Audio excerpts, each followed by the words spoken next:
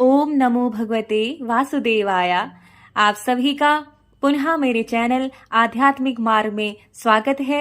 आप सभी को ढेरों शुभकामनाएं सफला एकादशी व्रत की।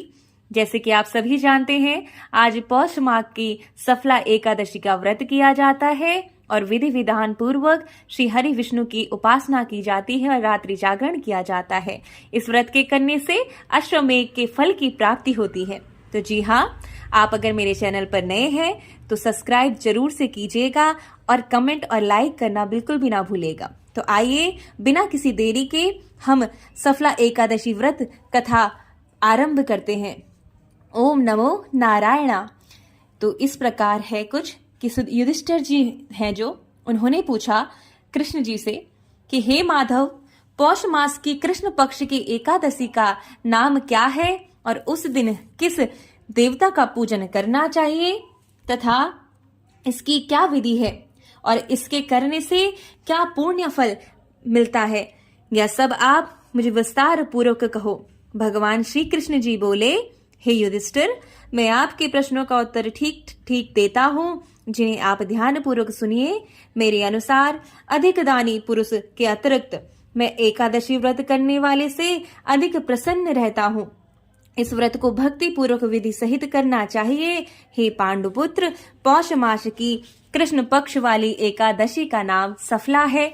इस दिन श्री नारायण जी का विधि विधान से नारियल, नींबू, अबीर, सुपारी आदि अर्पण कर धूप, दीप, नैवेद्य, पुष्प आदि से 16 प्रकार से पूजा करके रात्रि जागरण तथा कीर्तन श्रवण करते हुए दीपदान का व्रत करना चाहिए। जिस प्रकार नागों में शेषनाग, पक्षियों में गरुड़ जी श्रेष्ठ है, ठीक उसी प्रकार सब व्रतों में एकादशी व्रत श्रेष्ठ है। जैसे कि मैंने आपको पहले वाले वीडियो में बताया था कि एकादशी व्रत सब व्रतों में श्रेष्ठ है।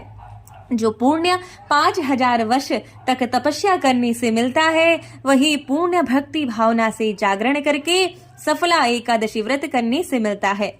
हे कुंती पुत्र, अब कृष्ण जी युधिष्ठिर जी से कह रहे हैं कि हे कुंती पुत्र, अब आप सफला एकादशी की कथा सुनिए। चंपावती नगरी के महिष्मान नामक राजा के 4 पुत्र थे, जिनमें सबसे बड़ा पुत्र लुम्पक था, जो सदैव देवताओं व ब्राह्मणों की निंदा करता, पर स्त्री गमन करता तथा वैश्यगामी एवं महापापी था। जब राजा महिष्मान को अपने पुत्र के इस विषय में मालूम हुआ तो उन्होंने उसे देश से निकाल दिया। लुम्पक ने अपने पिता के द्वारा देश पर निकाला दिए जाने पर विचार किया कि अब क्या करना चाहिए, कि किस तरह अपना पालन किया जाए। इस चिंता में फंसकर अपने पिता के ही नगर में वह चोरी का निश्चय कर वन में रहने लगा। वह रात्रि में चुपचाप नगर में आकर चोरी करता तथा प्रजाजनों को मार डालता और अत्याचार करके पिता के नगर का नाश करता रहा। राजा के भय से पहरेदार जो थे वो लुम्पक को पकड़ने पर भी छोड़ देते थे। जिस वन में लुम्पक रहता था उसी वन में एक बहुत पुराना पीपल का वृक्ष था। वह वन भगवान नारायण का अत्यंत प्रिय था, अर्थात नगर निवासी तथा अन्य सभी लोग उस वन को देवताओं का क्रीड़ा स्थल मानते थे।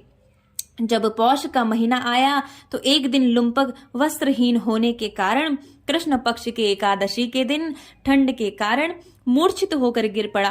ठंड के कारण उसी रात लुम्पक सोया भी न था। वह अचेत अवस्था में दशमी की संध्या से एकादशी के दोपहर तक पड़ा रहा। इस तरह वह बिना भोजन किए ही रह गया। दूसरे दिन सूर्य की गर्मी पड़ने से उसके शरीर का शीत कम हुआ और जब चैतन्य अवस्था हुई तो अपने स्थान से उठकर गिरता पड़ता भोजन की तलाश करने लगा। शक्तिहीन हो जाने के कारण वह जीवों को मारने में भी असमर्थ हो गया था। इसलिए वन के पेड़ों से जो फल टूटकर पृथ्वी पर गिर गए थे उन्हें ही खाने के लिए उठाकर ले आया और उसी पीपल के वृक्ष के नीचे रखकर दुखी हो बोला, हे भगवान, इन फलों को आप ही खाकर तृप्त होवे।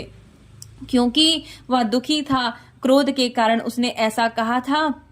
सूर्य नारायण अस्त होने को चले गए थे। रात्रि बढ़ती जा रही थी। अपनी इस व्यवस्था के कारण वह रोने लगा और भूख के कारण उसे रात भर नींद नहीं आई। इस प्रकार पापी लुम्पक को इस भूल में हुए उपवास तथा रात्रि को जागरण करना व क्रोधवश भगवान को फल अर्पण करना अनजाने ही एकादशी का व्रत हो गया, जिनके कारण भगवान नारायण अति प्रसन्न हुए और उस पापी के सारे पाप नष्ट हो गए।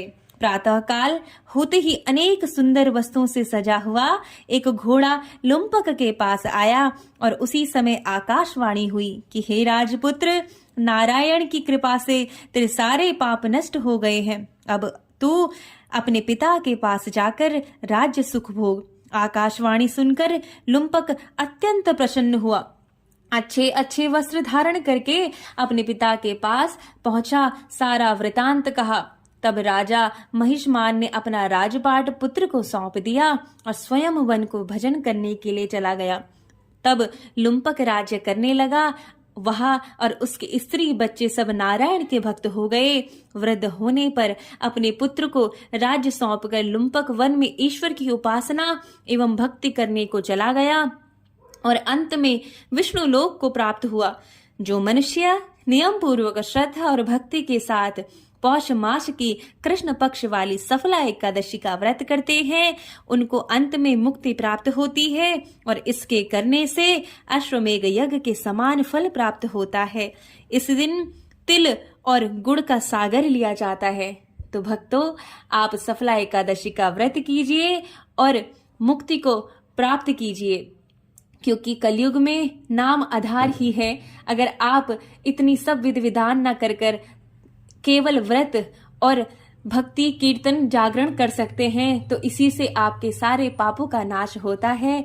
आप सभी को पुनः सफला एकादशी की ढेरों शुभकामनाएं। हरि आप सभी का कल्याण करे।